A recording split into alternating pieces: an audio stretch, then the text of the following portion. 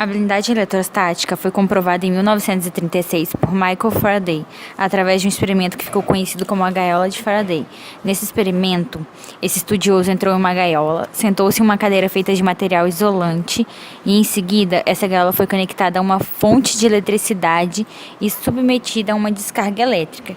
Porém, nada aconteceu com ele. Com isso, Faraday conseguiu provar que um corpo no interior de um condutor fica isolado e não recebe descargas elétricas em virtude da distribuição de cargas na superfície.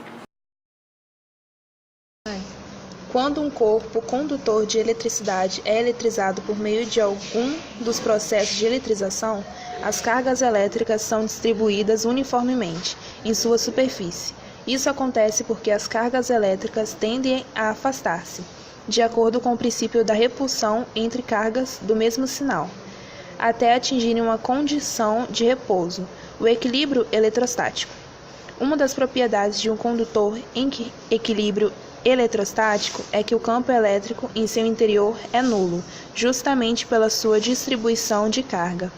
Esse fenômeno é conhecido como blindagem eletrostática. Graças à blindagem eletrostática, que se um carro ou um avião for atingido por um raio, as pessoas em seu interior não sofrerão nenhum dano, pois a estrutura mecânica faz a blindagem eletrostática em seu interior. Há diversos anos, os cientistas observam que um condutor que apresenta em sua superfície uma região pontiaguda dificilmente se mantém eletrizado, pois a carga elétrica fornecida a ele escapa através dessa ponta. Basicamente, o poder das pontas é a característica que as cargas elétricas em excesso têm de se concentrarem na superfície mais pontiaguda ou de menor raio de corpos condutores.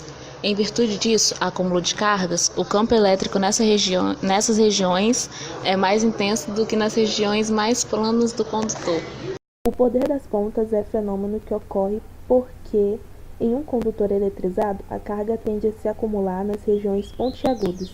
Em virtude disso, o campo elétrico próximo às pontas do condutor é muito mais intenso que nas propriedades das regiões mais planas. É devido a esse fenômeno que nos dias de chuvas intensas não se recomenda-se abrigar sobre árvores ou em lugares mais altos. Coloque-se duas esferas em contato, ambas de sinais opostos, ou uma nula e outra negativa ou positiva. Após o contato, ambas encontram-se eletrizadas, como mostra a figura. Para entender essa eletrização, faça o seguinte experimento. Pegue uma caneta e atrite a parte de trás em seu cabelo e depois aproxime a parte atritada a pequenos pedaços de papel. Você irá observar os pequenos pedaços de papel sendo atraídos pela caneta. Isso ocorre porque quando você atritou a caneta no seu cabelo, houve uma transferência de elétrons entre os dois corpos, o que deixou a caneta carregada eletricamente. Ao aproximar essa caneta dos pedaços de papel, que são neutros, eles serão atraídos.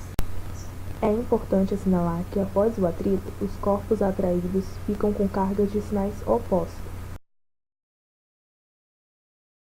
Na eletrização por indução, a eletrização de um condutor neutro ocorre por simples aproximação de um corpo eletrizado, sem que haja contato entre eles.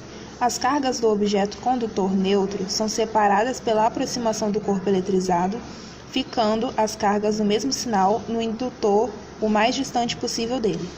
Para manter o objeto induzido eletrizado, mesmo após o afastamento do indutor, devemos ligá-lo à Terra. Desfazendo a ligação com a Terra e afastando os corpos, o induzindo irá apresentar carga de sinal contrário ao condutor.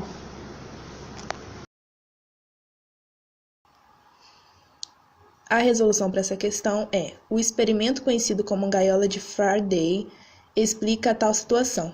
Esse experimento provou que uma superfície condutora eletrizada, no caso a caixa metálica, possui campo elétrico nulo em seu interior, dado que as caixas se distribuem de forma homogênea na parte mais externa da superfície condutora.